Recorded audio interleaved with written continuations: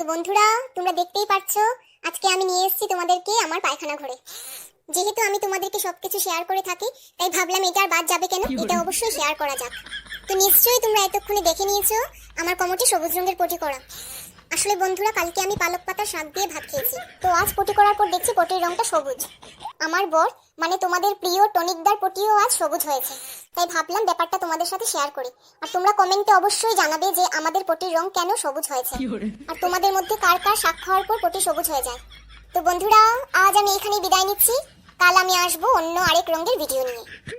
তো গাইজ, তোমরাও হাসতে হাসতে পটি করতে থাকো। আর আমার পটিটা যদি ভালো লেগে থাকে, আরে কি বলছি, আমার ভিডিওটা যদি ভালো লেগে থাকে, তাহলে অবশ্যই সবাইকে শেয়ার করে দিও। এই কি জ্বালা, ওখানে ভিডিও করতে করতে গিয়ে বাথরুমে ঢুকে গেছে। হ্যাঁ, তোমার পটির রং কেন গোলাপি হইছে না সবুজ হইছে তোমার গাইছরা কি কইরা জানবো? গাইছ ছাড়া আর খাইয়া কোনো কাম নাই। গাইছ জানিও বাইরেও তাড়াতাড়ি। গন্ধে এখন পর্যন্ত টিকা যাইতাছে না, ভিডিও জানি কেমনে বানাইতাছে।